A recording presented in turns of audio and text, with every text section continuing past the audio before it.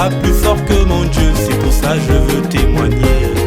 Et j'ai crié, Dieu a écouté mes prières, mais j'ai pas attendu le miracle pour avancer, chanter sa gloire. Et la gloire de Dieu, je vais chanter, je vais chanter. L'église, et il faut servir dans une église. C'est pendant que tu vas servir que tu vas rencontrer cet homme. Rebecca, c'est pendant qu'elle servait qu'elle est entrée dans le mariage. C'est quand tu fais le service du Seigneur que le Seigneur ouvre les portes. Et il sait que sa fille est en train de servir. Elle a d'abord mis en premier le royaume de Dieu. Et là, le Seigneur dit qu'il va te donner tout le reste, y compris le mariage. C'est comme ça que ça marche. Mais il ne faut pas faire du mariage une idole comme certaines le font. Le mariage, c'est important. C'est vraiment... Et en plus, toi, tu es une femme. Donc, ta demande est légitime. Elle est conforme à la volonté de Dieu parce que Dieu t'a donné un ventre pour enfanter. Mais c'est pour ça que j'ai l'habitude de dire, désormais, il faut prier comme Anne. Anne a dit au Seigneur, si tu me donnes un enfant, je te le consacre. Parce qu'il y a certaines femmes qui veulent entrer dans le mariage à cause de la pression de la société, à cause de la pression de l'horloge biologique, à cause de la pression, elle n'a pas d'enfant.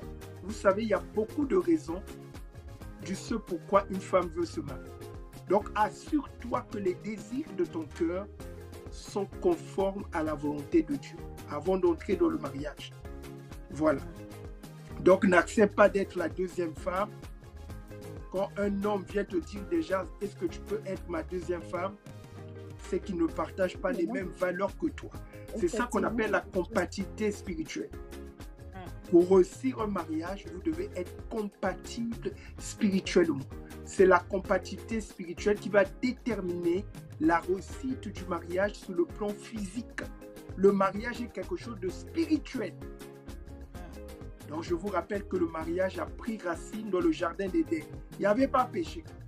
Le mariage est pur et sans tache. C'est pour ça qu'il y a beaucoup de divorces. Parce que les gens ne veulent pas respecter les règles que Dieu a dictées au sujet du mariage. Le mariage est pur. Le mariage est sans péché. Si tu fais entrer péché dedans, moi je vous laisse, frère. T'inquiète pas, tu vas divorcer. Merci Joseph. Voilà. Donc voilà la sœur Pounet. Okay. Est-ce que tu as d'autres questions? Non. Voilà, que le Seigneur te bénisse. Donc maman, pour déclencher la grâce du mariage, commence à prier pour ton mariage. Et marche dans la chasteté. Parce que la chasteté, c'est différent de l'abstinence. La chasteté, c'est un mode de vie. Ça veut dire que dans ta pensée, dans tes émotions, dans tes actions,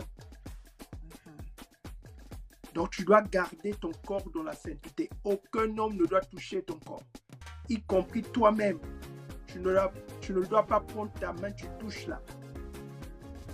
Donc ça veut dire que tu dois garder ton corps pur dans la sainteté jusqu'à ce que lui-même, le Seigneur, te fasse entrer dans le mariage.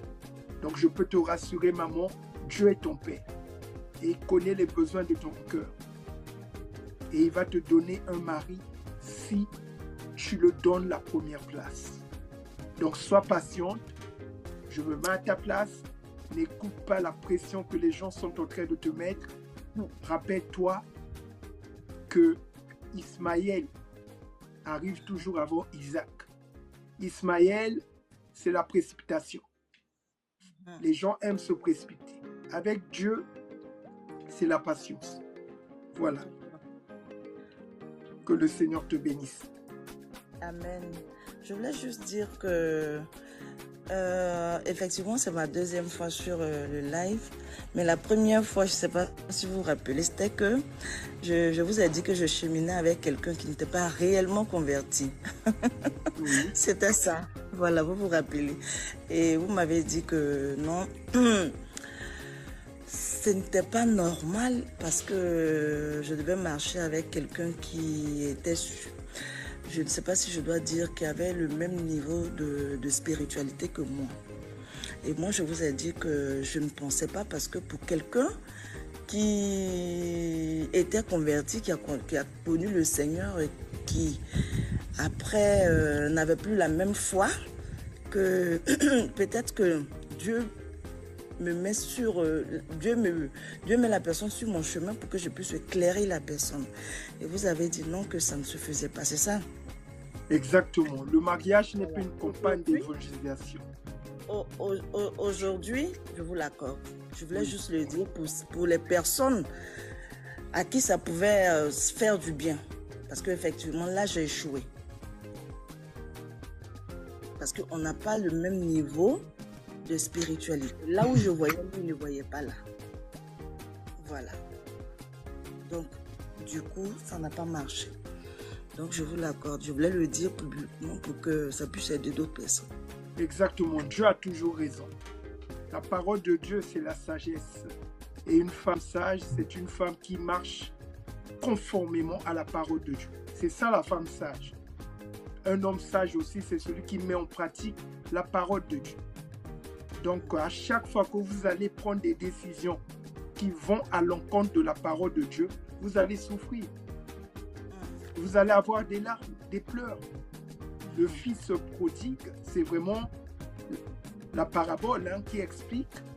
Il a pris son héritage, il est parti dans le monde, il a fait ce qu'il veut. C'est quand il a touché le fond, il a dit, je vais revenir chez mon père. Donc, c'est ce que j'étais en train de dire hier. Le mariage est un héritage des enfants de Dieu. Dieu est notre Père. C'est lui qui a créé le mariage. Donc, le mariage n'est même pas à l'extérieur de vous. Il est à l'intérieur de vous. Maintenant, pour fructifier cet héritage, vous devez mettre en pratique sa parole. Et vous allez voir que c'est Dieu qui va vous emmener, un homme que lui-même il a façonné, ou bien une femme que lui-même il a façonné. Donc pour la femme, elle doit tout simplement se préparer.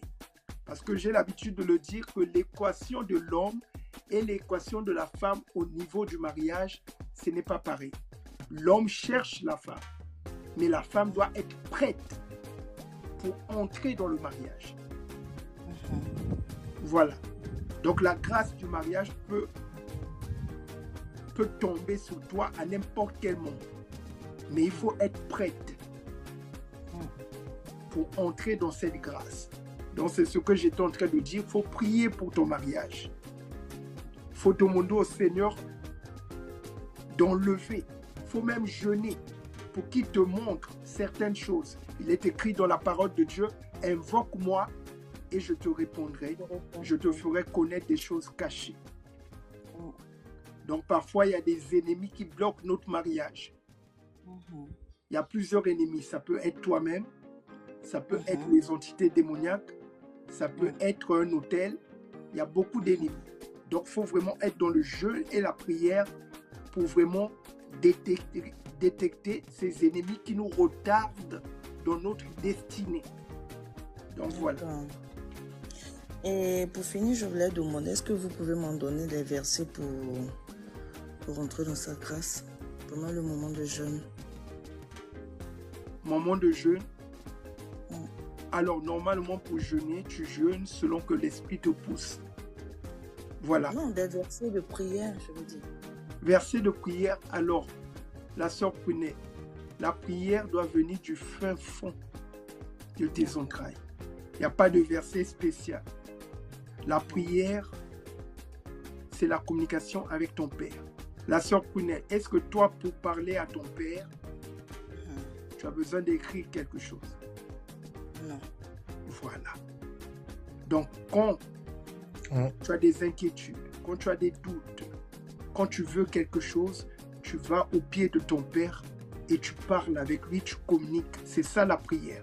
La prière, c'est dire à Dieu ce qui vient du fin fond de nos entrailles. C'est ça la prière. Maintenant, tu dois beaucoup lire la Bible. C'est quand tu vas beaucoup lire la Bible et en fonction de ta lecture et de ta méditation de la Bible, le Saint-Esprit va maintenant te faire remonter certains versets qui vont venir assaisonner ta prière. Tu vois? Parce que Dieu nous traite de manière unique. Je ne peux pas te donner des versets. Et ça, pour ce faire, parce que chaque personne a sa marche avec le Seigneur. Moi, je peux te conseiller, en fonction des conseils que je te donne, le Saint-Esprit lui-même, il va te conduire. Donc, il faut prier, il faut jeûner, il faut lire la Bible. Tout ça, ce sont des points pour être rempli du Saint-Esprit. Donc, ça répond à la question, comment être rempli du Saint-Esprit? Il faut lire la Bible. Il faut la mettre en pratique. Il faut avoir une vie de jeûne. Il faut avoir une vie de prière. Pas plus fort que mon Dieu, c'est pour ça que je veux témoigner. Et j'ai crié, Dieu a écouté mes prières, mais j'ai pas attendu le miracle pour avancer, chanter sa gloire.